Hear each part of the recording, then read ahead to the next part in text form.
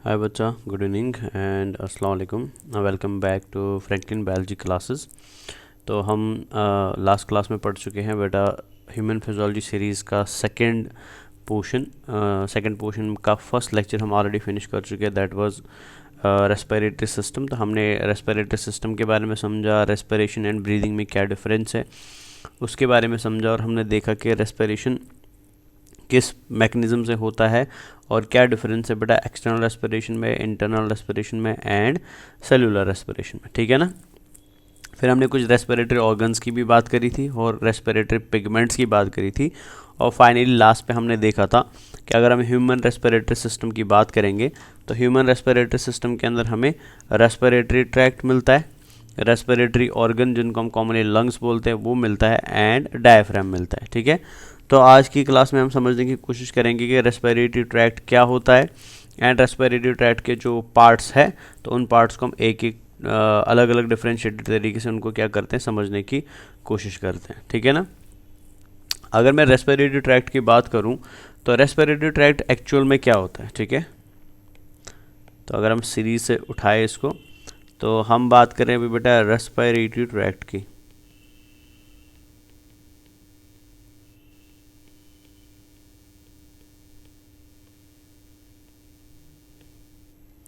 तो पहली चीज़ जो आप रेस्पिरेटरी ट्रैक्ट के बारे में याद रखेंगे ना, तो रेस्पिरेटरी ट्रैक्ट के बारे में फर्स्ट पॉइंट ये याद रखेंगे, दैट इज़ कि रेस्पिरेटरी ट्रैक्ट जो होता है बेटा इसका काम क्या होता है कि हेल्प करता है बेटा ट्रांसपोर्ट करने में एयर को फ्रॉम आउटसाइड टू लंग्स और वाइस वर्सा। ठीक है ना। तो पहला काम रेस्पिरेटरी ट्रैक्ट क्या क्या होता है, तो ये ट्रांसपोर्ट करता है बेटा air from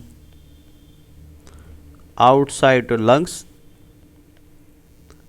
outside to lungs and vice versa, या फ्रॉम इनसाइड टू आउटसाइड बेटा, या फ्रॉम लंग टू आउटसाइड भी आप बोल सकते हैं। ठीक है। तो ये इसका पहला काम होता है। सेकंड पॉइंट आप याद रखेंगे कि रेस्पिरेटरी ट्रैक्ट में हमें पढ़ना क्या क्या है। ठीक है। तो रेस्पिरेटरी ट्रैक्ट में हमें पढ़नी है सबसे पहले एक्सटर्नल नेयर्स। ठीक है। रेस्पिरेटरी ट्रैक्ट में क्या क्या आता है, तो एक्सटर्नल नेयर्स आती है, पहला इंपॉर्टेंट पार्ट बेटा। ठीक है। नेजल कैविटी या नेजल चैम्बर आता है, नेजल कैविटी आती है जिसको हम नेजल चैम्बर भी बोलते हैं बेटा। ठीक है ना। इंटरनल नेयर्स आती है, इंटरनल नेयर्स आती है, ये सब पार्ट्स है रेस्पिरेटरी ट्रैक्ट के। ठीक है। फायरिंग्स आता है, लैरिंग्स आता है, सबको हम एक एक करके पढ़ेंगे। लैरिंग्स आता है, ट्राइकिया आता है, ब्रोंके आता है। ठीक है। ब्रोंक्यूल्स आते हैं,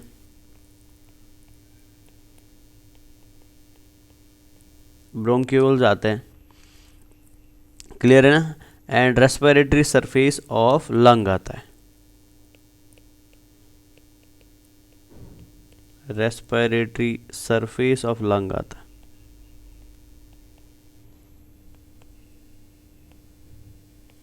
तो ये सारे पार्ट्स किसमें आते हैं, ये आते हैं रेस्पिरेटरी ट्रैक्ट में आते हैं। ठीक है ना। अब रेस्पिरेटरी ट्रैक्ट को हम डिवाइड करते हैं मेजरली टू पार्ट्स में। ठीक है। अगर मैं इधर ही दिखा दूं, so respiratory tract is majorly divided into two parts. So एक को हम बोलते हैं upper respiratory tract,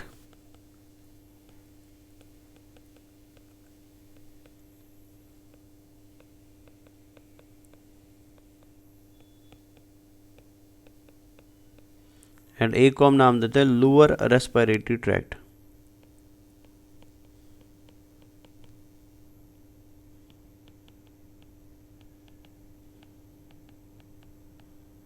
lower respiratory tract.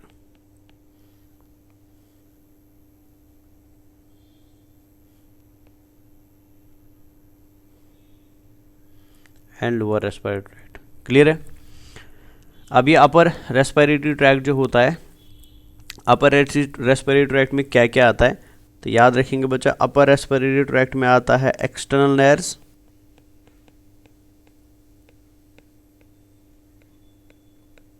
ये पहला पार्ट है बेटा अपर रेस्पिरेटरी ट्रैक्ट का। ठीक है।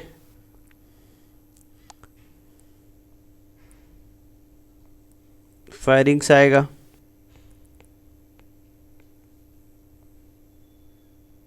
लैरिंग्स आएगा।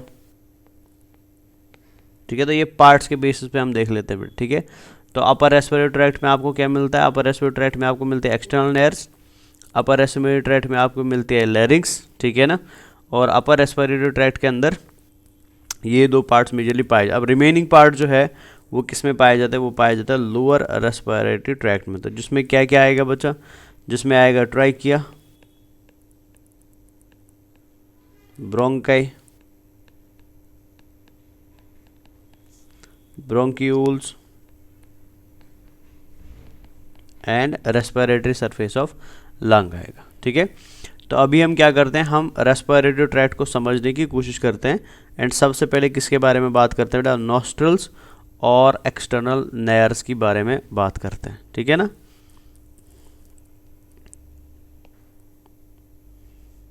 द फर्स्ट जो हमें पढ़ना है दैट इज नॉस्ट्रल और एक्सटर्नल नेयर्स।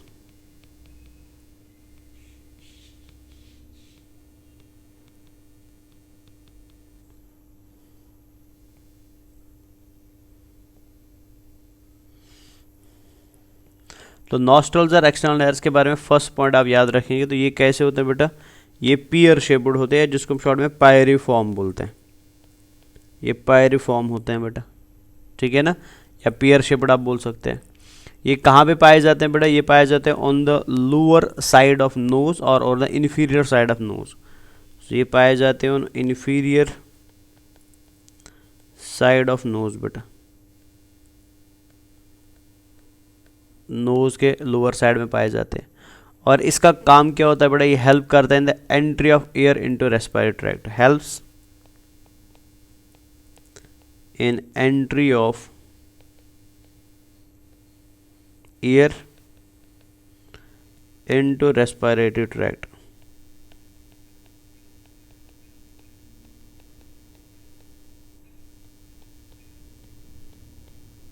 ठीक है, और ये कितने होते हैं नंबर में? दो होते हैं। ये पेयर्ड होते हैं बेटा, पेयर्ड होते हैं। तो अगर हम डायग्राम के बेस पे इसको देखें तो इस पिक्चर को आप ध्यान से देखिए। तो इस पिक्चर में आपको क्या दिखाई दे रहा है?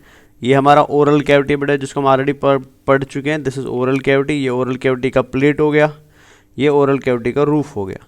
तो ओरल कैविटी का जो प्लेट होता है ना बेटा, प्लेट के ऊपर वाले साइड में, ठीक है ना। एंड ये ब्रेन हो गया, यहाँ पे ब्रेन होगा यहाँ पे कहीं पे, तो ये ब्रेन की बून है बेटा, इसको हम क्रेनियम बोलते हैं।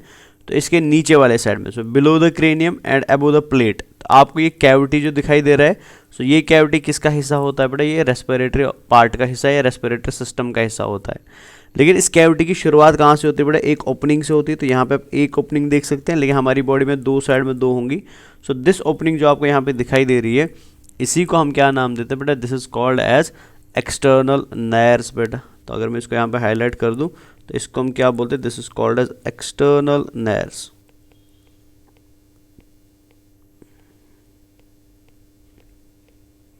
और ये कितने होते हैं नंबर में? दो होते हैं, बट यहाँ पे हमको एक दिखाई देता है। समझ आया? सो ये एक्सटर्नल नेयर्स के बारे में हमने पढ़ा। एक्सटर्नल नेयर्स के बाद होता क्या है कि जब ईयर एक्सटर्नल नेयर से अंदर जाता है, ठीक है ना, एक्सटर्नल नेयर तो फिनिश कर दिया ना हमने।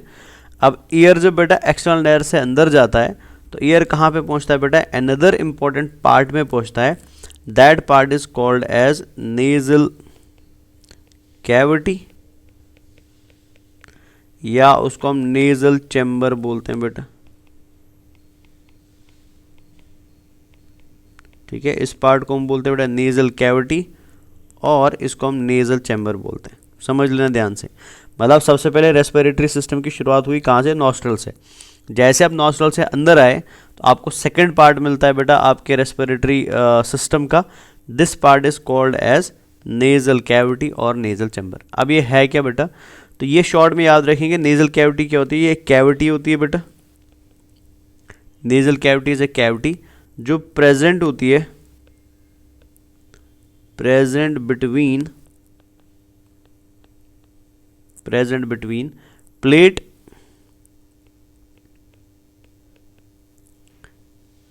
एंड क्रेनियम, जो मैं आपको अभी दिखा रहा था, present between plate and cranium बेटा। ठीक है, मतलब अगर आप इधर वापस आते हैं तो अगर आप इस पिक्चर को देखेंगे तो ये आपको दिखाई दे रहा है बेटा क्रेनियम, ये मान लीजिए क्रेनियम की बून हो गई ऊपर, और ये क्या बेटा, ये प्लेट है। तो ये जो कैविटी आपको दिखाई दे रहा है ना क्रेनियम एंड प्लेट के बीच में, this cavity is called as nasal cavity बेटा। इसी कैविटी का नाम क्या होता है, this is called as nasal cavity. समझ आया, इसको हम नेजल चैम्बर भी बोलते हैं। अब ये नेजल कैविटी और नेजल चैम्बर जो है, इसको समझने के लिए बेटा हमने क्या किया, हमने इसको एनाटॉमिकली डिवाइड किया 3 पार्ट्स में। ठीक है, तो याद रखेंगे नेजल कैविटी इज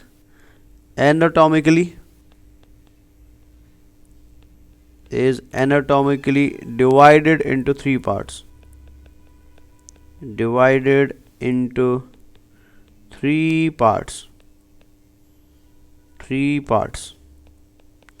एनाटॉमिकली इसके 3 मेजर पार्ट्स होते हैं, 3 मेजर हिस्से होते हैं। ठीक है, और इन पे क्वेश्चंस पूछे जाते हैं। तो क्या क्या हिस्से हैं ये, तो फर्स्ट पार्ट जो होता है बेटा नेजल कैविटी का, फर्स्ट जहाँ से शुरू होती है nasal cavity, this is called as nasal vestibule बेटा। इसको हम नेजल वेस्टिब्यूल बोलते हैं। इसको हम नेजल, या कभी कभी बेटा इसको नेजल चैम्बर, इसको हम वेस्टिबुलर चैम्बर भी बोलते हैं, नेजल वेस्टिब्यूल भी बोलते हैं और वेस्टिबुलर चैम्बर भी बोलते हैं। ठीक है ना, ये फर्स्ट पार्ट होता है किसका बेटा, हमारी नेजल कैविटी का। तो दोनों नाम से इसको पुकारते हैं। आप उसको नेजल वेस्टिब्यूल बोलो, दैट इज ऑल्सो गुड बेटा। आप इसको वेस्टिबुलर चैम्बर बोल दीजिए, दैट इज ऑल्सो गुड। तो ये पहला पार्ट होता है किसका, हमारी नेजल कैविटी का। बाद में इसको मैं लेबल भी करूंगा अलग से, बट अभी बस नाम याद रख लीजिए। तो पहले पार्ट को हम क्या बोलते हैं बेटा, this is called as vestibular part बोल दीजिए या नेजल वेस्टिब्यूल बोल दीजिए। तो मैं इसको लिख देता हूँ इधर, also called as vestibular part. Vestibular part, ये पहला हिस्सा हो गया। सेकेंड पार्ट जो होता है बेटा हमारी नेजल कैविटी का, इसको हम नाम देते हैं रेस्पिरेटरी पार्ट बेटा।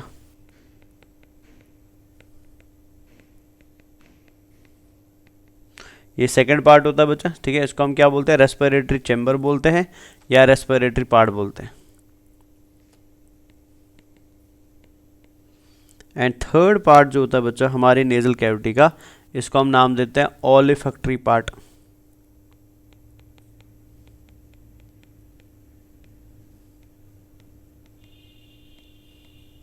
ओलिफैक्टरी पार्ट। ठीक है, अब इन पार्ट्स को हम सबसे पहले देख लेते हैं कहाँ पे, फिर इनके बारे में एक एक करके बात करते हैं कि इनका इंपॉर्टेंस बेटा हमारे रेस्पिरेशन में किस तरीके से होता है।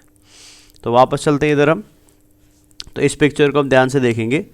तो इस पिक्चर में जो पहला पोर्शन दिखाई दे रहा है आपको नेजल चैम्बर का, ओके, तो ये वाला पोर्शन हो गया बेटा ऐसे ऐसे अगर इसको मैं कर दूं, सो this is the first part of nasal chamber. ठीक है, तो ये पहला पार्ट हो गया नेजल चैम्बर का बच्चा।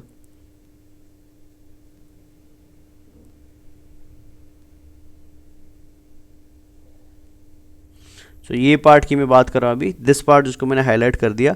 So this part is called as, साथ साथ में इसको बेटा लेबल भी करूंगा, this part is called as nasal vestibule बेटा। तो इधर हाईलाइट कर देता हूँ मैं। तो इसका नाम क्या है, this part is called as nasal vestibule.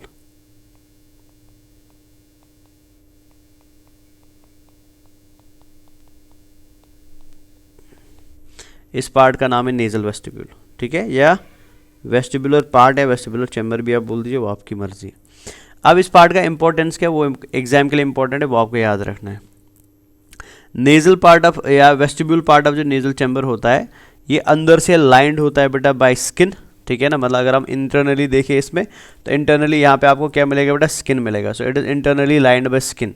But beside skin बेटा इसके अंदर आपको और क्या मिलता है, स्किन के अलावा आपको इसके अंदर और क्या मिलता है बेटा, इसके अंदर आपको मिलते हैं hairs, oil glands and sweat glands बेटा। मतलब कुछ ऐसे होगा, ये वेस्टिबुलर पार्ट है, तो इस वेस्टिबुलर पार्ट में बेटा आपको यहाँ पे हेयर सेल्स मिलेंगी, हेयर फॉलिकल्स मिलेंगे। So it is covered by hair follicles बेटा ऐसे। ठीक है, तो इस चैम्बर में आपको हेयर फॉलिकल्स मिलते हैं। अब हेयर फॉलिकल्स के अलावा आपको क्या मिलते हैं, ऑयल ग्लैंड्स मिलते हैं बेटा। ऑयल ग्लैंड्स के अलावा स्वेट ग्लैंड्स मिलते हैं। ठीक है ना, अब इन सब को मिलके काम क्या होता है, इन सब का मिलके फंक्शन क्या होता है, इनका फंक्शन ये होता है बेटा कि हेयर जो होता है ना, वो अब मान लीजिए आप ब्रीद इन कर रहे हैं नाक से, तो डस्ट पार्टिकल्स अंदर चले गए, माइक्रो ऑर्गेनिजम्स अंदर चले गए, तो वो डस्ट पार्टिकल्स को, माइक्रो ऑर्गेनिजम्स को फिल्टर करने का काम किसका होता है, नेजल वेस्टिब्यूल या वेस्टिबुलर पार्ट का होता है। तो मतलब अगर हम यहाँ पे देखें इसमें फंक्शन क्या लिखना है हमें, तो अगर हम पहले पोर्शन की बात करें बेटा, नेजल वेस्टिब्यूल की बात करें, तो आप याद रखेंगे बच्चा, फर्स्ट नेजल वेस्टिब्यूल अगर लिखे,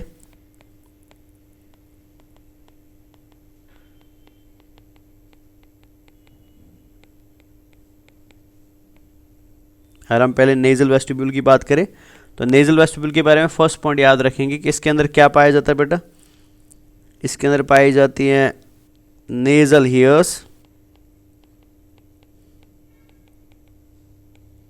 पहले, ठीक है ना, ऑयल ग्लैंड्स, ठीक है ना, sweat glands,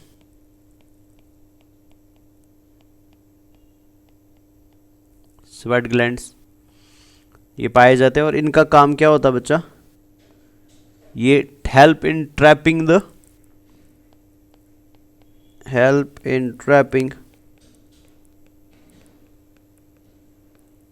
dust particles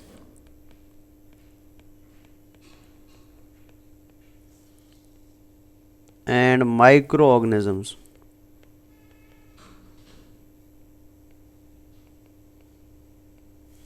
in air. तो जैसे आप सांस अंदर लेते हैं तो अगर उसमें बेटा कोई डस्ट पार्टिकल है, कोई माइक्रो ऑर्गेनिज्म है, तो उस डस्ट पार्टिकल, उस माइक्रो ऑर्गेनिज्म को साफ करने का काम या ट्रैप करने का काम किसका होता है, वो होता है नेजल वेस्टिब्यूल का, ठीक है। बिकॉज नेजल वेस्टिब्यूल जो है बेटा वो एक तरीके से फिल्ट्रेशन का काम कर रहा है बेटा ईयर का, वो एयर को फिल्टर कर रहा है जो एयर आपकी बॉडी के अंदर जाता है।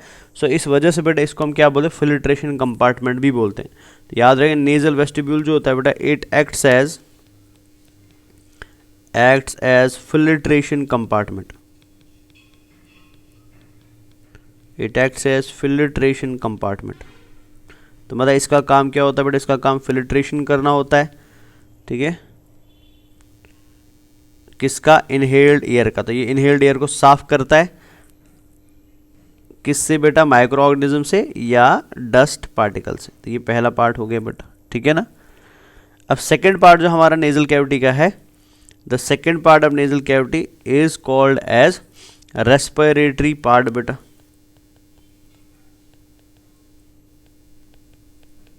इसको हम रेस्पिरेटरी पार्ट बोलते हैं।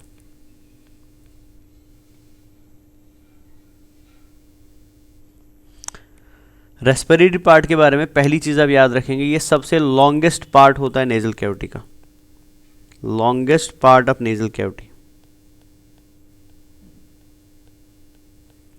Part of nasal cavity. तो नेजल कैविटी का जो सबसे लंबा पार्ट होता है वो कौन होता है, वो रेस्पिरेटरी पार्ट होता है। रेस्पिरेटरी पार्ट को अगर आप अंदर से देखेंगे तो अंदर से बेटा इसमें आपको मिलता है, it is lined by pseudo stratified ciliated columnar epithelium, ठीक है। तो it is lined by, exam के लिए इंपॉर्टेंट है, it is lined by pseudo stratified ciliated columnar epithelium।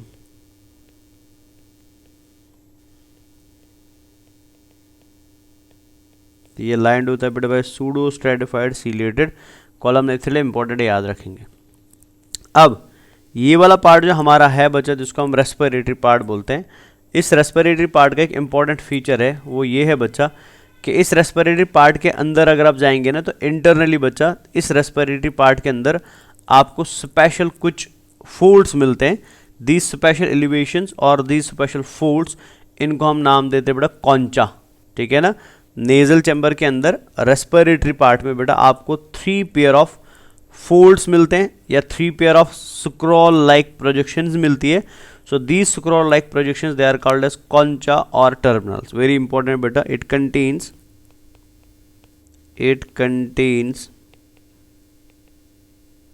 3 pair of scroll like projections, जिनको हम क्या बोलते हैं बेटा, these projection are called as concha, इनको हम कॉन्चा बोलते हैं बेटा, इंपॉर्टेंट है, या इनको आप टर्मिनल भी बोल सकते हैं, TURBINL, इनको हम कॉन्चा बोलते हैं या टर्मिनल बोलते हैं। अगर आपसे कोई पूछे कॉन्चा टर्मिनल क्या होता है, ये एलिवेशंस होती है बेटा, ठीक है, या फोल्ड्स होते हैं जो कहाँ पे देखने को मिलते हैं, जो आपको नेजल चैम्बर में देखने को मिलते हैं, ठीक है ना, या शॉर्ट में नेजल कैविटी में देखने को मिलते हैं। और नेजल कैविटी में ये कहाँ पे देखने को मिलते हैं आपको बेटा, नेजल कैविटी के सेकंड पार्ट में देखने को मिलते हैं, जिसको हम क्या बोलते हैं, जिसको हम रेस्पिरेटरी चैम्बर और रेस्पिरेटरी पार्ट बोलते हैं, ठीक है ना, याद रहेगा, तो इंपॉर्टेंट है बेटा, इसको हाईलाइट कर देते हैं। So these are called as conchas और टर्मिनल्स। क्लियर हो गया। अब नेक्स्ट पार्ट याद रखना आपको कि ये कॉन्चाज जो होते हैं बेटा, ये 3 पेयर्स होते हैं, दे आर 3 पेयर्स बेटा, मतलब 3 होते हैं। तो एक साइड में 3 होंगे, बिकॉज हमारी नेजल चैम्बर 2 होते हैं, बिकॉज नॉस्ट्रल 2 थे तो नेजल चैम्बर भी 2 होंगे, तो इसमें से बेटा दोनों साइड में 3-3 पाए जाते हैं, तो टोटली बेटा 6 होंगे। लेकिन पेयर में कितने होते हैं, पेयर में 3 होते हैं। सो दे आर 3 पेयर्स। अब ये 3 पेयर क्या क्या है, तो अगर मैं शॉर्ट में यहाँ पे ऐसे लिख दूँ कॉन्चा, ठीक है ना, तो ये कॉन्चा हो गया बच्चा। और कौन कौन सा कॉन्चा पाया जाता है हमारी बॉडी में, तो फर्स्ट कॉन्चा जो होता है बेटा, इसको हम बोलते हैं इन्फीरियर कॉन्चा और मैक्सिलो टर्मिनल बेटा, इन्फीरियर कॉन्चा, या इसका और एक नाम है बेटा मैक्सिलो टर्मिनल, ठीक है ना।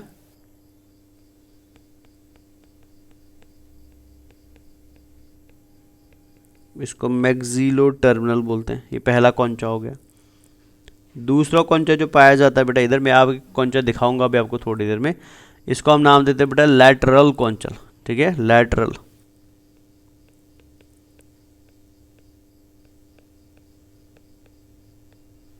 इसको हम बोलते हैं लैटरल कॉन्चा बेटा, ठीक है ना। एंड लैटरल कॉन्चा को हम और एक नाम भी देते हैं, it is also called as ethmo terminal बेटा।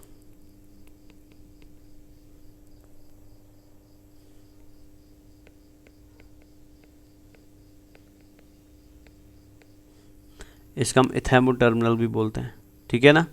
नेक्स्ट कॉन्चा जो होता है, this is called as superior concha,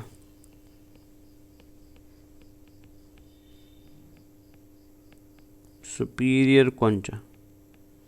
और सुपीरियर कॉन्चा को हम बेटा नेजो टर्मिनल भी बोलते हैं,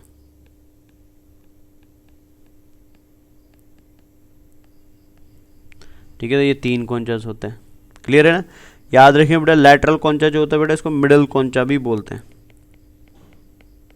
इसको मिडल कॉन्चा भी बोलते हैं, समझ आया। तो 3 पाए जाते हैं, इन्फीरियर कॉन्चा, मिडल और लैटरल कॉन्चा एंड सुपीरियर कॉन्चा बेटा, समझ आया। तो ये हाईलाइट कर देते, इंपॉर्टेंट है बेटा।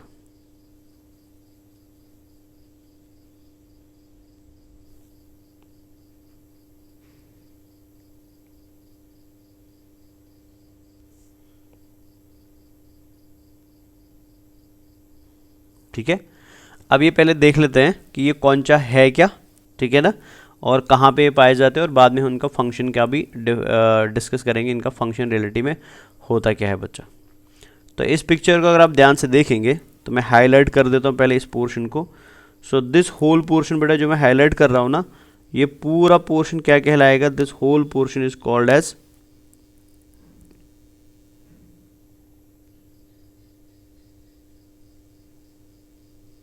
this is called as respiratory chamber।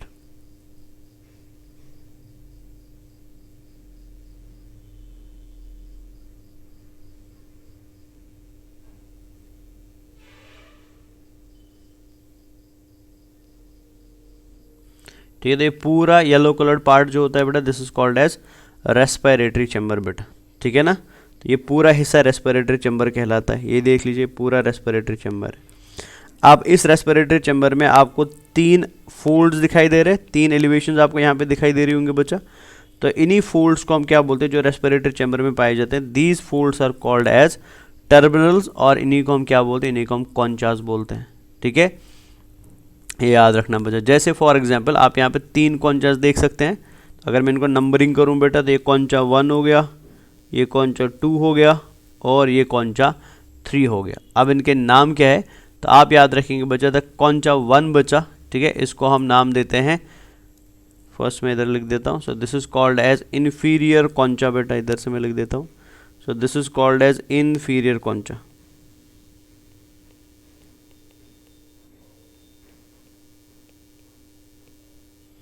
Inferior concha, या इसी को हम क्या बोलते हैं, अभी थोड़ी देर पहले मैंने बताया था, this is called as maxillo terminal बेटा, मैक्सिलो टर्मिनल।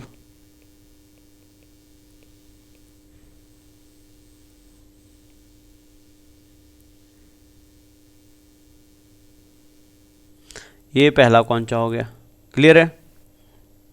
ये कॉन्चा नंबर 2 है, दिस इज कॉल्ड एज, अभी हमने बोला था, this is called as middle concha बेटा, ठीक है ना, या इसी को हम क्या बोलते हैं, this called as lateral कॉन्चा,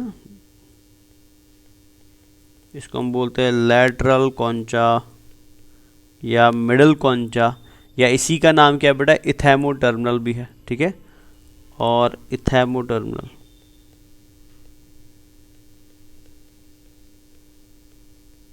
इथेमो terminal,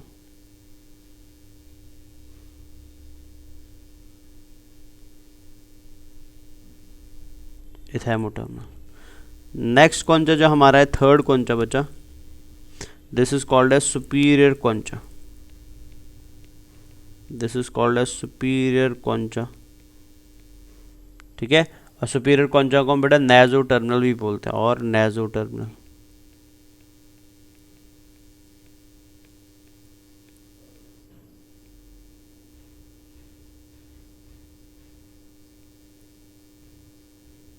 तो ये हो गए 3 कॉन्चास, और तीनों कहाँ पे मिलते हैं बेटा, आपको नेजल कैविटी में मिलते हैं। अब इसमें आपको याद रखना है कि इन 3 कॉन्चास में से जो 2 कॉन्चास है बेटा, जैसे मैं यहाँ पे हाईलाइट भी कर देता हूँ, इन 3 कॉन्चास में से ये वाले जो 2 कॉन्चास है ना, तो ये 2 कॉन्चा मतलब कौन कौन सा बेटा, इन्फीरियर एंड लैटरल कॉन्चा, ये रेस्पिरेटरी चैम्बर में मिलते हैं बेटा, they are present in respiratory chamber, ठीक है। तो ये 2 कहाँ पे मिलते हैं, ये पाए जाते हैं रेस्पिरेटरी चैम्बर में। और जो थर्ड कॉन्चा होता है, थर्ड कॉन्चा कौन सा है, थर्ड कॉन्चा हमारा है बेटा सुपीरियर कॉन्चा, ठीक है। तो सुपीरियर कॉन्चा आपको कहाँ पे मिलता है बेटा, ये पाया जाता है ओलिफैक्टरी चैम्बर में, ये पाया जाता है ओलिफैक्टरी चैम्बर में।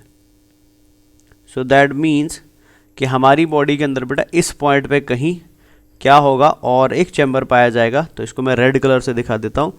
सो दिस चैम्बर बेटा जो मैं रेड कलर में यहाँ पे ऐड कर रहा हूँ ना, so this red coloured chamber is called as olfactory chamber बेटा, ठीक है। और इस ओलिफैक्टरी चैम्बर में आपको क्या मिलते हैं, बाइपोलर न्यूरॉन्स मिलते हैं। तो आगे मैं और एक डायग्राम ऐड कर चुका हूँ, तो वहाँ पे बता दूंगा, बट अभी इतना याद रख लीजिए कि ये छोटा सा पार्ट जो यहाँ पे आपको दिखाई दे रहा है, this red coloured part is called as olfactory chamber, इसको हम ओलिफैक्टरी चैम्बर बोलते हैं। और इसी के अंदर आपको क्या मिलता है बच्चा, आपको थर्ड कॉन्चा मिलता है, जिसको हम क्या बोलते हैं बच्चा, जिसको हम नाम देते हैं सुपीरियर कॉन्चा। क्लियर हो गया यहाँ तक, समझ आया। तो ये आपने याद रखा बच्चा कि हमारा नेजल चैम्बर जो होता है वो 3 पार्ट्स में डिवाइडेड होता है। पहले पार्ट को हमने नाम दिया वेस्टिबुलर पार्ट, सेकंड को हमने बोला रेस्पिरेटरी पार्ट। रेस्पिरेटरी पार्ट सबसे बड़ा पार्ट होता है, इसमें pseudo stratified ciliated columnar epithelium मिलता है, बट इसके अलावा इसके अंदर बेटा कुछ मस्कुलर सुक्रोल लाइक एलिवेशंस मिलती है, जिन सुक्रोल लाइक एलिवेशंस को हम कॉन्चास बोलते हैं, टर्मिनल्स बोलते हैं। 3 कॉन्चास मिलते हैं बेटा, सुपीरियर, इन्फीरियर एंड मीडियन बेटा, जिनके अलग अलग नाम भी मैंने यहाँ पे लिख दिए। Out of this 3 conchas, inferior and lateral बेटा वो रेस्पिरेटरी चैम्बर में होते हैं, और सुपीरियर जो होता है बेटा वो ओलिफैक्टरी चैम्बर में होता है। अब यहाँ पे और एक चीज़ भी आप याद रखिए, यहाँ पे जो कॉन्चास आपको दिखाई दे रहे हैं, जैसे कॉन्चा 1 है, ये कॉन्चा 2 है और ये कॉन्चा 3 है, तो कॉन्चास के बीच में आपको स्पेस दिखाई दे रहा है, दिखाई दे रहा है बेटा, इनके बीच में गैप है। सो दिस गैप बिटवीन कॉन्चास, अगर मैं यहाँ पे हाईलाइट कर दूँ तो ये गैप दिखाई दे रहा है कॉन्चास के बीच में, this gap is called as meatus बेटा, ठीक है। So the gap between conchas बेटा, this gap is called as meatus. तो कोई पूछे मीटस क्या होता है, तो मीटस होता है बेटा स्पेस और गैप, जो कहाँ मिलता है, जो कॉन्चास के बीच में मिलता है बेटा, समझ आया ना। अब इन कॉन्चास का फंक्शन क्या होता है, देखिए ये समझिए इंपॉर्टेंट है।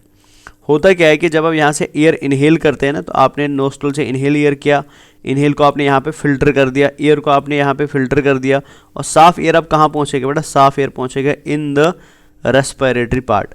तो जब इस रेस्पिरेटरी पार्ट में एयर फ्लो करता है ना, तो ये कॉन्चास क्या करते हैं बेटा, ये कॉन्चास एयर के फ्लो को डिक्रीज करते हैं, मतलब उसकी स्पीड को डिक्रीज करते हैं। जब आप हवा अंदर ले लेते हैं बेटा, इनहेल करते हैं, तो हवा कहाँ जाएगा, हवा नेजल चैम्बर में जाएगा। नेजल चैम्बर में जैसे वो रेस्पिरेटरी चैम्बर में पहुंचेगा ना, तो बिकॉज ऑफ कॉन्चास बेटा यहाँ पे हवा की फ्लो करने की स्पीड क्या हो जाती है, डिक्रीज हो जाती है। अब जैसे ही बेटा हवा जो अंदर फ्लो कर रहा है उसकी स्पीड डिक्रीज हो जाती है, तो इससे यहाँ पे इस एरिया में क्या होता है, यहाँ पे बहुत सारी ब्लड वेसल्स होती है, हाईली वेस्कुलराइज्ड पार्ट होता है, इसमें बहुत सारी ब्लड वेसल्स होती है। तो होता है कि इसकी वजह से कि जो इनकमिंग एयर होता है, तो इनकमिंग एयर में बेटा अगर मान लो फॉर एग्जाम्पल टेम्परेचर कम है, तो ये ब्लड जो यहाँ पे फ्लो हो रहा है बेटा, या ये ब्लड वेसल्स यहाँ पे पाई जाती है, ये अपना एक्स्ट्रा हीट बेटा किस में डालती है, इनहेल्ड एयर में डालती है। लेकिन मान लो कि इनहेल्ड एयर बेटा क्या था, गर्म था, मतलब उसमें ज़्यादा हीट था, तो ये ब्लड वेसल्स क्या करती है, ये एक्स्ट्रा हीट को क्या करते हैं, एब्जॉर्ब करती है। सो दैट मीन्स इस एरिया के अंदर क्या हो रहा है बच्चा, इस एरिया में एयर कंडीशनिंग हो रही है। एयर कंडीशनिंग का मतलब ये हुआ कि अगर एयर वार्म है तो उसको यहाँ ठंडा किया जाएगा, और अगर एयर ठंडा है तो उसको यहाँ पे क्या किया जाएगा, वार्म किया जाएगा बच्चा। तो ये पॉइंट मैं लिख देता हूँ, इंपॉर्टेंट पॉइंट है। तो कॉन्चास का फंक्शन क्या होता है, अगर यहाँ पे लिखा जाए बेटा, ठीक है, तो इम्पोर्टेंट है, तो हम यहाँ पे याद रखेंगे कि कॉन्चास का फंक्शन क्या होता है। तो concha are important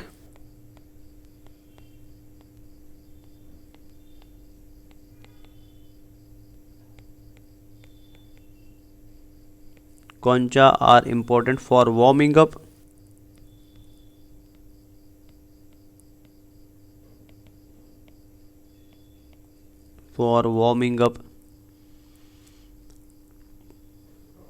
the incoming air,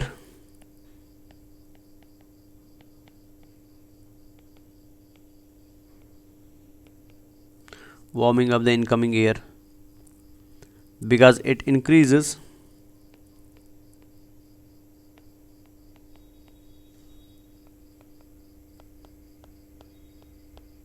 surface area. कौनचा की वजह से सरफेस एरिया इंक्रीज हो जाता है बच्चा, ठीक है, and slows down the movement of incoming air, and slows down movement of incoming air, ठीक है। तो इनकमिंग एयर की स्पीड क्या हो जाती है बेटा, डिक्रीज हो जाती है। और ठीक है, अब ये एरिया क्या होता है, ये हाईली वेस्कुलराइज्ड एरिया होता है। As this area is highly vascularised,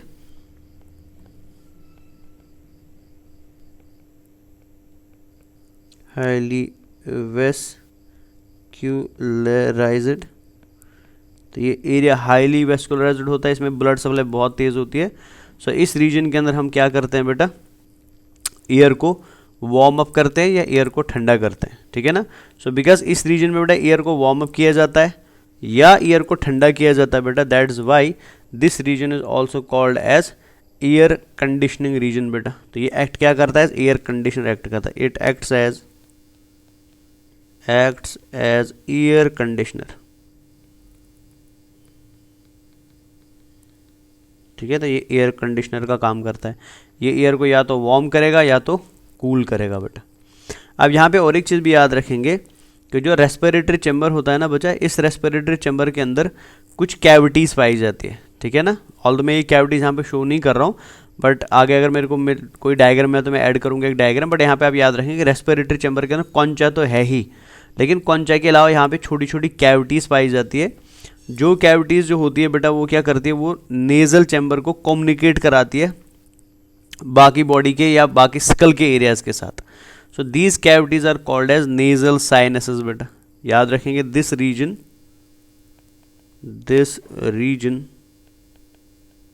important है यहाँ, also communicates with bony cavities,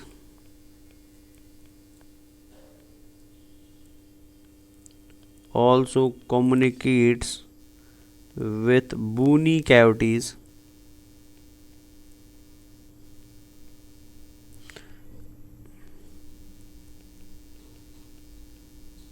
called, और इन बोनी कैविटीज को हम क्या बोलते हैं, इनको हम नाम देते हैं बेटा नेजल साइनसेस, इनको हम नाम देते हैं nasal sinuses. So these cavities are called as nasal sinuses. कभी कभी हम बोलते हैं ना किसी को कि साइनस का इशू है, तो साइनस का इशू बेटा इन्हीं साइनसेस के साथ होता है, तो इनको हम नेजल साइनसेस बोलते हैं, ठीक है ना। अब ये नेजल साइनसेस कितने होते हैं, तो ये 4 पाए जाते हैं बेटा, 4 नेजल साइनसेस होते हैं। जैसे फॉर एग्जाम्पल फ्रंटल साइनस होता है, फ्रंटल साइनस एक नेजल साइनस हो गया,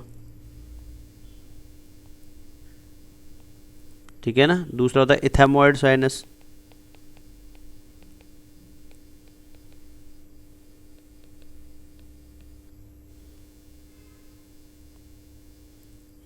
तीसरा होता है मैक्सिलरी साइनस,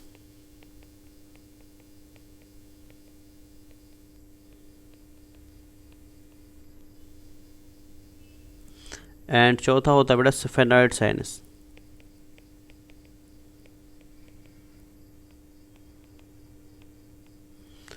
ठीक है, तो ये साइनसेस होते हैं बच्चा।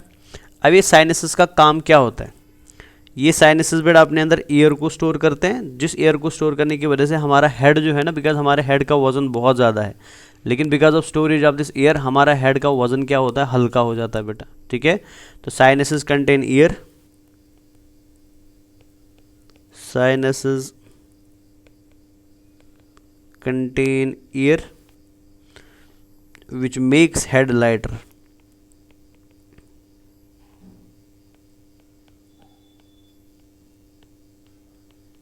हेड लाइटर बेटा,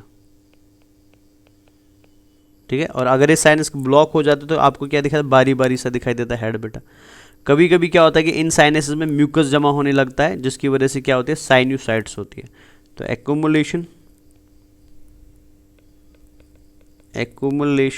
of mucus in sinuses results in sinusoids।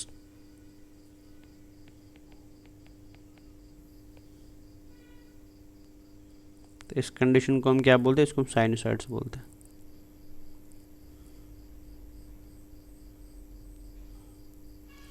ठीक है ना। तो ये आपके हो गए बेटा 2 पार्ट्स किसके, नेजल चैम्बर के बेटा, समझ आया। तो ये हमारा फर्स्ट पार्ट था, तो this first part was called as vestibular part बेटा। फिर हमने सेकंड पार्ट पढ़ा जो सबसे बड़ा वाला पार्ट था, उसको हमने क्या नाम दिया, उसको हमने रेस्पिरेटरी पार्ट दिया। रेस्पिरेटरी पार्ट में हमने कॉन्चास देखे, रेस्पिरेटरी पार्ट में हमने साइनसेस देखे, और हमने देखा ये कि रेस्पिरेटरी पार्ट क्या करता है, वो हमारी बॉडी के अंदर एयर जो इनहेल करते हैं हम बेटा, उसके टेम्परेचर को फ्लैक्चुएट करता है, या तो उसके टेम्परेचर को बढ़ाएगा या तो उसके टेम्परेचर को डिक्रीज कर देगा बच्चा, ठीक है ना। अब लास्ट वाला चैम्बर जो होता है, तो जो आप यहाँ पे देख रहे हैं बच्चा, so this chamber is called as, ये लास्ट वाला चैम्बर है, इस चैम्बर को हम नाम देते हैं बेटा ओलिफैक्टरी चैम्बर और ओलिफैक्टरी रीजन। तो थर्ड चैम्बर जो होता है बच्चा हमारा, so this is called as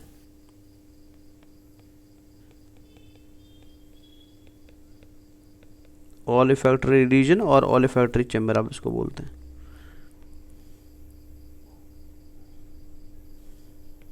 ठीक है।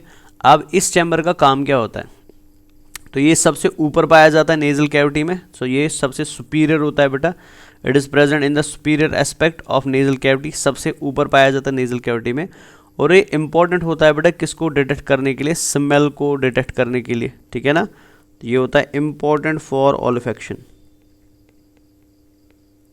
इंपॉर्टेंट फॉर ऑलिफैक्शन बेटा, मतलब स्मेल को डिटेक्ट करने में क्या करता है, ये मदद करता है। तो हमारी नाक के अंदर अगर हम स्मेल डिटेक्ट कर पा रहे हैं, वो नॉस्ट्रल की वजह से नहीं है, वो नेज़ल चैम्बर की वजह से नहीं है, वो नेज़ल चैम्बर के एक छोटे से हिस्से की वजह से, जिसको हम क्या बोलते हैं, जिसको हम ओलिफैक्टरी चैम्बर बोलते हैं बेटा, ठीक है।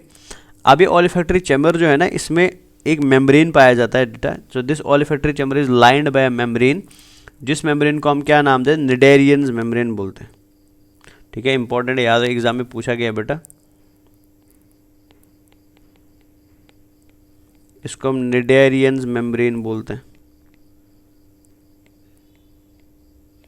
जो कहाँ मिलता है, जो कोलिफैक्टरी चैम्बर में मिलता है। और यही निडेरियंस मेम्ब्रेन क्या करता है, ये स्मेल को डिटेक्ट करने में मदद करता है बच्चा। ठीक है, so this is the membrane बेटा, जिसकी वजह से हम क्या कर पाते हैं, स्मेल को डिटेक्ट कर पाते हैं। समझ आया? तो ये हो गया आपका नेज़ल कैविटी वाला पोर्शन ख़त्म।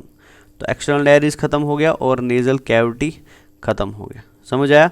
सो ये हो गया एक्सटर्नल नेयर्स, ये हो गया वेस्टिबुलर पार्ट, ये हो गया रेस्पिरेटरी पार्ट, और ये हो गया ओलिफैक्टरी पार्ट। अब जैसे ही बेटा ये नेज़ल कैविटी ख़त्म हो जाए, तो यहाँ तक तो नेज़ल कैविटी था ना, नेज़ल कैविटी के बाद क्या आता है, ये अंदर वाला एयर ओपनिंग आता है बेटा। So this opening is called as internal nares बेटा। इसको हम क्या बोलते हैं, इसको इधर हाईलाइट कर देता हूँ मैं। So this is called as internal nares बेटा।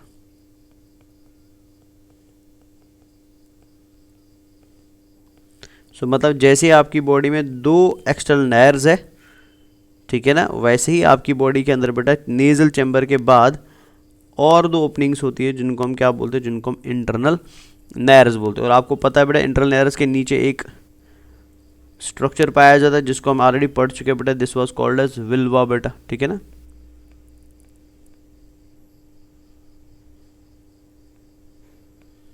जो क्या कर, जब आप फूड को स्वेलो करते हो तो ये इंटरनल नेयर्स को क्या कर देता है, बंद कर देता है। तो अब इंटरनल नेयर्स क्या है, ये दो ओपनिंग्स है बेटा, जो कम्युनिकेट कराती है किसको, नेज़ल कैविटी को फायरिंग्स के साथ। मतलब ये आपकी नेज़ल कैविटी होगी और यहाँ पे आपका क्या है बेटा, फायरिंग से हमने डायजेस्टिव सिस्टम में देखा था, इस एरिया को हम क्या बोलते हैं, this area is called as pharynx बेटा। तो हाईलाइट कर दें पहले इसको। So this area is called as pharynx, पता है ना हमको, ऑलरेडी इसको पढ़ चुके हैं हम बेटा। So this area is called as firings.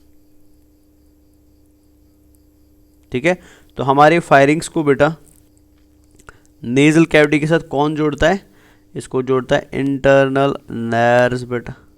तो फायरिंग्स हो गया, so which is connected to the nasal cavity by internal nares. समझ आया ना?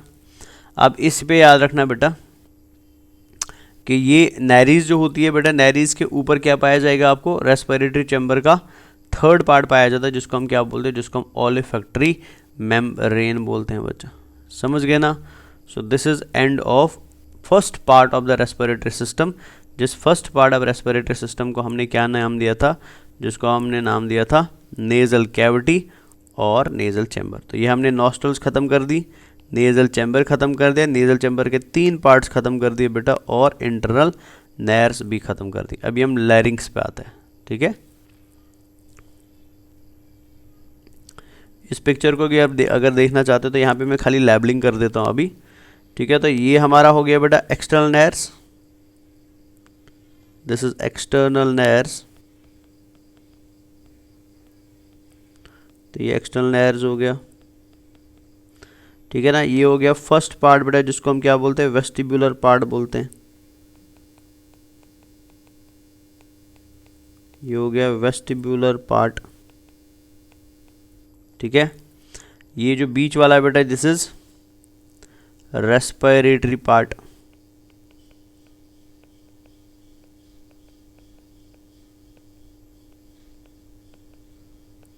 Respiratory part. और ये क्या है बेटा, ये कॉन्चाज है, ये कॉन्चा 1 हो गया, ये 2 हो गया, और ये 3 हो गया। ठीक है, तो 1 को हम क्या बोलते हैं बेटा, इसको मैक्सिलोटर्मिनल बोलते हैं। तो इधर अगर मैं लिख देता हूँ, सो दिस इज मैक्सिलोटर्मिनल।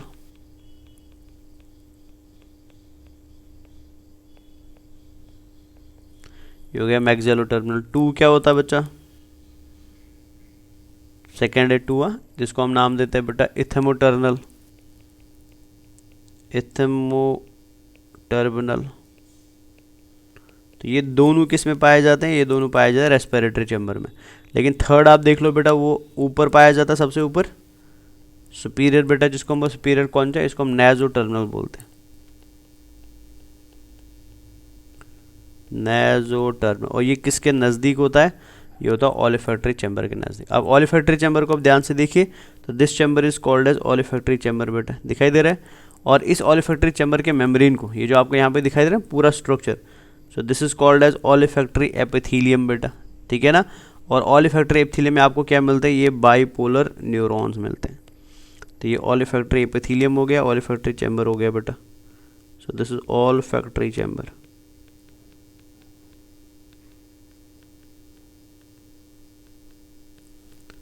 और इस ओलिफैक्टरी चैम्बर के अंदर आपको क्या मिल रहे हैं, यूनिपोलर न्यूरॉन्स मिल रहे हैं और कुछ सेल्स मिल रही है यहाँ पे बेटा, जिनका काम क्या होता है, म्यूकस रिलीज करने का काम होता है। अब बिकॉज ये ओलिफैक्टरी मेम्ब्रेन बेटा स्मेल को डिटेक्ट करता है, स्मेल को डिटेक्ट करने के बाद ये स्मेल का इन्फॉर्मेशन कहाँ भेजता है बेटा, इस छोटे से स्ट्रक्चर में भेजता है।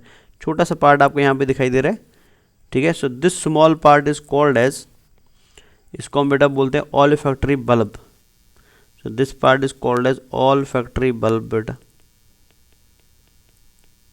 ओलिफैक्टरी बल्ब। तो स्मेल का डिटेक्शन कहाँ जाता है, ओलिफैक्टरी बल्ब में जाता है। फिर ओलिफैक्टरी बल्ब से और एक स्ट्रक्चर निकलता है जो उसको ब्रेन में ले जाता है, इसको हम ओलिफैक्टरी ट्रैक्ट बोलते हैं। This is called as olfactory tract, ठीक है ना। और ये तो आप समझ ही गए बच्चा। तो यहाँ पे ये क्या है, this part is internal nerves बेटा, दिस इज इंटरनल नर्व्स। तो ये आपका नेजल चैम्बर वाला पार्ट क्या हो जाता है, फिनिश हो जाता है, ठीक है ना। तो यहाँ पे भी आप देख सकते हैं बच्चा। तो ये वेस्टिबुलर, ये नॉस्ट्रल हो गया, ये पार्ट वेस्टिबुलर पार्ट हो गया। तो ये आपको दिखाई दे रहा है फर्स्ट टर्मिनल, ये आपको दिखाई दे रहा है सेकंड टर्मिनल, और ये आपको दिखाई दे रहा है थर्ड टर्मिनल, ठीक है। और इसी थर्ड टर्मिनल के यहाँ पे आपको क्या मिलेगा, ओलिफैक्टरी मेम्ब्रेन मिलेगा। साइनसेस की मैंने बात करी थी, तो ये है बेटा फ्रंटल साइनस। अभी मैंने कुछ साइनसेस बताए थे ना आपको, जो हेड के वजन को कम करते हैं बेटा, ठीक है। तो साइनसेस क्या होती है, बूनी कैविटीज़ होती है। तो ये टर्मिनल्स हो गए, ये सफेनॉइड साइनस हो गया, ये फ्रंटल साइनस हो गया, ठीक है ना। तो ये और एक डायग्राम होती है। यहाँ से फिर एयर कहाँ जाएगा, नीचे फेरिंक्स में जाएगा। तो ये कहानी यहाँ पर लिखी है, तो ये आप यहाँ पे पढ़ सकते हैं बच्चों, ठीक है। तो अगर आप इस डिपिक्शन को भी देखेंगे तो होता क्या है कि ईयर जब अंदर आएगा, तो ईयर अंदर आएगा बेटा एक्सटर्नल लेयर से, तो यहाँ से ईयर अंदर जाएगा, है ना। तो एक्सटर्नल लेयर्स की दीवार पे क्या लगी रहती है, म्यूकस सेल्स लगी रहती है, सिवेट सेल, सिवेट ग्लैंड की सेल्स लगी रहती है, एंड क्या लगी रहती है, हीयर्स लगी रहती है। तो यहाँ पे ईयर का क्या होने वाला है, फिल्ट्रेशन होने वाला है।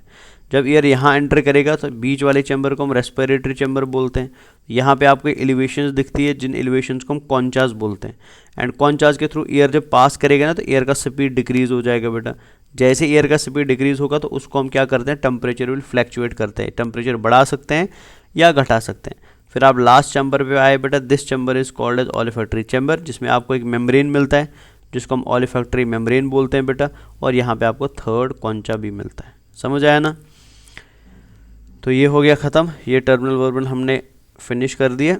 अभी हम कहाँ की तरफ आते हैं, अभी हम लैरिंग्स की तरफ आते हैं, ठीक है।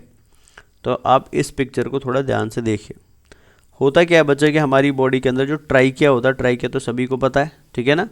तो ट्राइकिया के ऊपर बेटा आपको एक कार्टिलेज से बना हुआ स्ट्रक्चर मिलता है। मान लो फॉर एग्जाम्पल ऐसे ले लेता हूँ मैं, तो ये ट्राइकिया है बेटा हमारा, ठीक है ना। तो इस ट्राइकिया के ऊपर बेटा आपको एक कार्टिलेजिनस स्ट्रक्चर देखने को मिलेगा,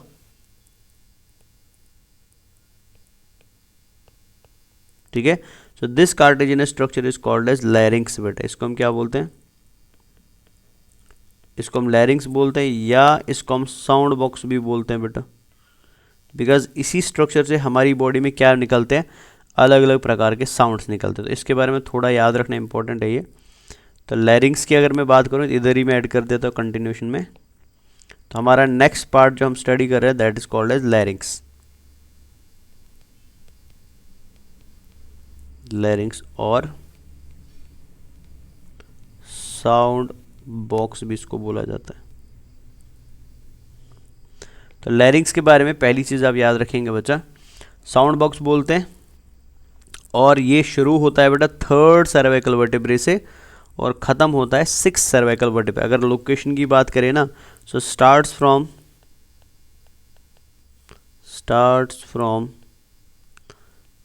third cervical vertebrae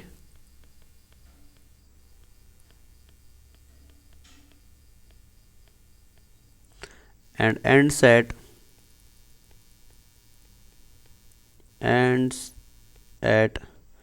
sixth cervical vertebrae। ये इसका लेंथ है बेटा, ठीक है। तो थर्ड से शुरू होता है, सिक्स्थ पे ख़त्म होता है। तो हमारे नेक में पाया जाएगा बेटा। क्लियर है ना, ये पहला पॉइंट आप याद रखेंगे। अब अगर हम मेल्स के अंदर बात करें या फीमेल्स में बात करें,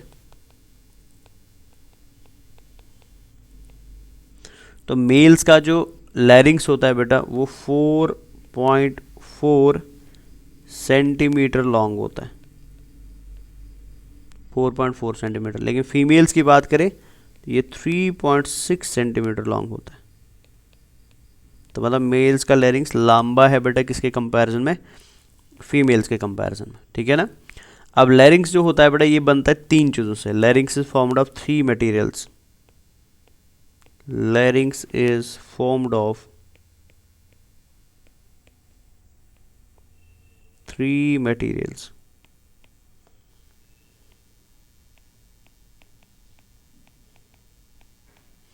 तो क्या क्या वो थ्री मटेरियल्स होते हैं, तो ये याद रखने हैं। पहला एक तो मैं ऑलरेडी वर्ड बता चुका हूं बेटा, इसमें कार्टिलेज होता है।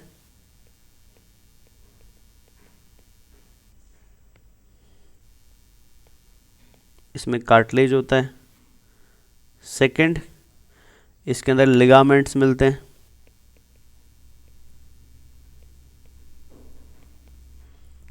एंड थर्ड, इसमें आपको मेम्ब्रेन्स मिलते हैं। तो कार्टिलेज, लिगामेंट एंड मेम्ब्रेन मिलके किसको बनाते हैं, लैरिंग्स को बनाते हैं, ठीक है ना। लैरिंग्स के अंदर जो एग्जाम में क्वेश्चन पूछा जाता है वो कार्टिलेज से पूछा जाता है। तो याद रखें बेटा, लैरिंग्स जो होता है ये 6 कार्टिलेज से बना है। It is made of 6 cartilage. तो इन कार्टिलेज का नाम आपको याद रखना है।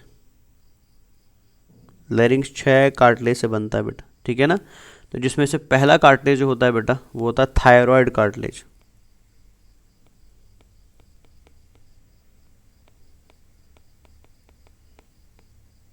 Thyroid cartilage. सेकंड कार्टिलेज जो होता है बेटा इसको हम क्रिकॉइड कार्टिलेज बोलते हैं।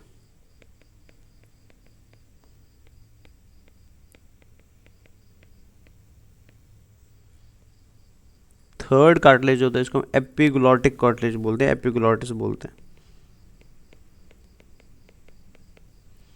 तो एपिग्लोटिस भी बेटा लैरिंग्स का ही पार्ट होता है, याद रखेंगे, ठीक है। फोर्थ कार्टिलेज होता है बेटा इसको हम क्यूनिफॉर्म कार्टिलेज बोलते हैं।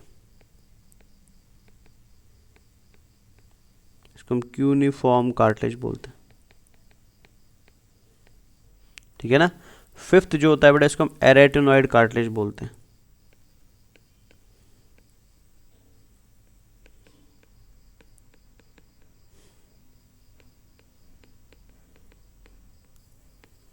एंड सिक्स्थ कार्टिलेज जो होता है बेटा this is called as corniculate cartilage. Corniculate cartilage. तो ये 6 कार्टिलेज मिलके किसको बनाती है, ये हमारे लैरिंग्स को बनाती है बेटा, ठीक है ना। अब इसमें और एक याद रखेंगे, और एक पॉइंट याद रखेंगे। ये हो गया थायराइड कार्टिलेज, ये हो गया क्रिकॉइड कार्टिलेज, ये हो गया एपिग्लॉटिस कार्टिलेज। ये 3 कार्टिलेज जो होती है ना ये सिंगल इन नंबर होती है बेटा, ठीक है ना। तो अगर मैं ऐसे लिख दूं, सो this is 1 in number, this is 1 in number and this is 1 in number, ठीक है। लेकिन अगर आप इन कार्टिलेज की बात करते हैं जो बाद में मैंने 3 कार्टिलेज लिखी है, कौन कौन सा बेटा, क्यूनिफॉर्म, एरेटिनॉइड एंड कॉर्निक्यूलेट बेटा। तो ये 3 कार्टिलेज जो होती है ना ये 2 नंबर में होते हैं। सो ये पेयर में होते हैं, 2 2 एंड 2 बेटा। तो ये पेयर्ड कार्टिलेज होती है। तो 3 होती है अनपेयर्ड और 3 होती है पेयर्ड, ठीक है ना। और एक पॉइंट भी कुछ एक्स्ट्रा याद रखेंगे कि जो थायराइड कार्टिलेज होता है ना बेटा ये लार्जेस्ट कार्टिलेज होता है लैरिंग्स का, लार्जेस्ट कार्टिलेज ऑफ लैरिंग्स। साइज में सबसे लंबा कार्टिलेज होता है लैरिंग्स का, लार्जेस्ट कार्टिलेज, ठीक है। इंपॉर्टेंट याद रखेंगे। क्यूनिफॉर्म कार्टिलेज जो होता है बेटा ये स्मॉलेस्ट कार्टिलेज होता है, स्मॉलेस्ट कार्टिलेज।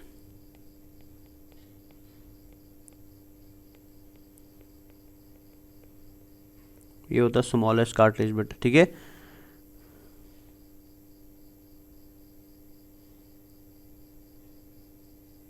इसके बारे में याद है, कॉर्निकुलेट कार्टिलेज जो है ना, इसको हम कार्टिलेज सेंटोरनी कार्टिलेज भी बोलते हैं।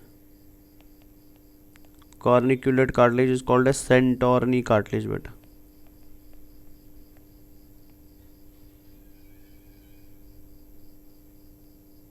इसको हम सेंटोरनी कार्टिलेज बोलते हैं। तो ये होगी आपकी बेटा लैरिंग्स की कार्टिलेज बेटा, ठीक है। आई होप ये कार्टिलेज आप याद रखें, बिकॉज कार्टिलेज का या तो नंबर डायरेक्टली पूछा जाएगा या कभी कभी नेम भी पूछा जा सकता है। कार्टिलेज का नंबर भी एंड नेम भी आप याद रखेंगे, ठीक है ना। तो वापस आता हूँ मैं। तो मान लीजिए फॉर एग्जाम्पल, चलो मैं इधर ड्रॉ कर लेता हूँ। मान लेते फॉर एग्जाम्पल हम यहाँ पे फॉर एग्जाम्पल ये लैरिंग्स बात करते हैं। फॉर एग्जाम्पल दिस इज लैरिंग्स, ऐसे समझ लेते हैं। मान लीजिए फॉर एग्जाम्पल ये हमारा लैरिंग्स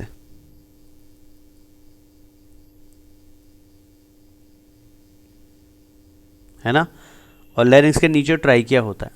अब ये लैरिंग्स जो होता है बेटा, ये इंटरनली लाइंड होता है by stratified ciliated columnar epithelium. Internally lined by, तो larynx is internally lined bye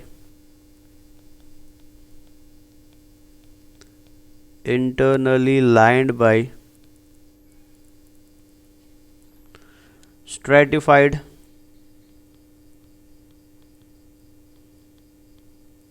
ciliated columnar epithelium बेटा, ठीक है ना। stratified ciliated columnar epithelium,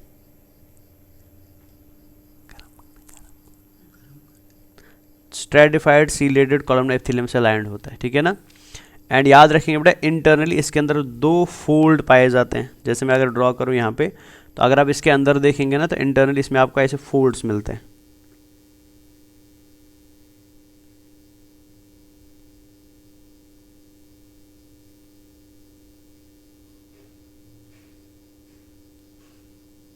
तो ये इंटरनली ऐसे फोल्ड्स मिलते हैं बेटा, ठीक है ना।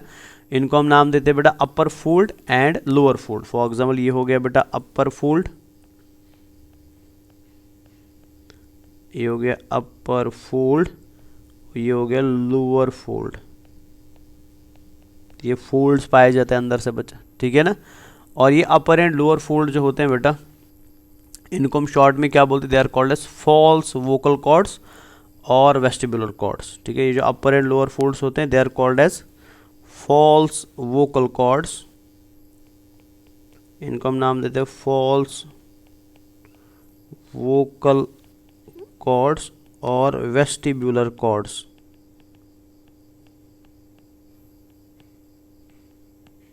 और वेस्टिबुलर कॉर्ड्स बेटा, ठीक है ना।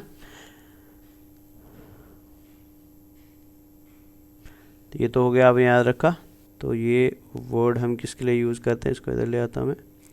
तो ये फॉल्स कॉर्ड हम किसके लिए वर्ड यूज़ करते हैं, ये हम यूज़ करते हैं बेटा अपर, लिख देते हैं इसको। तो ये हम किसके लिए यूज़ करते हैं बेटा, हम अपर फोल्ड के लिए यूज़ करते हैं, ठीक है ना। अब लोअर फोल्ड जो होता है ना बेटा, लोअर फोल्ड को हम क्या नाम देते हैं, they are called as true vocal cords बेटा। इनको हम बोलते हैं ट्रू वोकल कॉर्ड्स।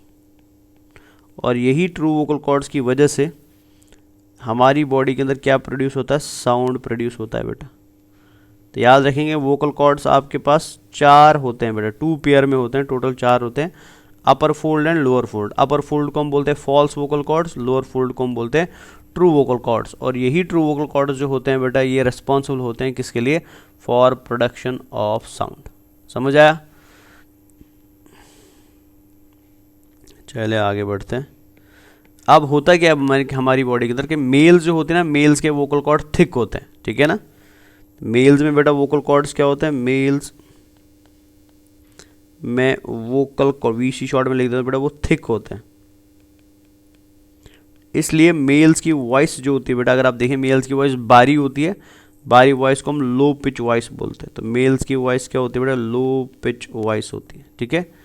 फीमेल्स की अगर आप बात करेंगे बेटा, तो फीमेल्स में वोकल कॉर्ड जो होते हैं, वोकल कॉर्ड्स वो थिन होते हैं, ठीक है ना। और इसलिए इनकी वॉइस कैसी होती है, हाई पिच होती है, हाई पिच होती है।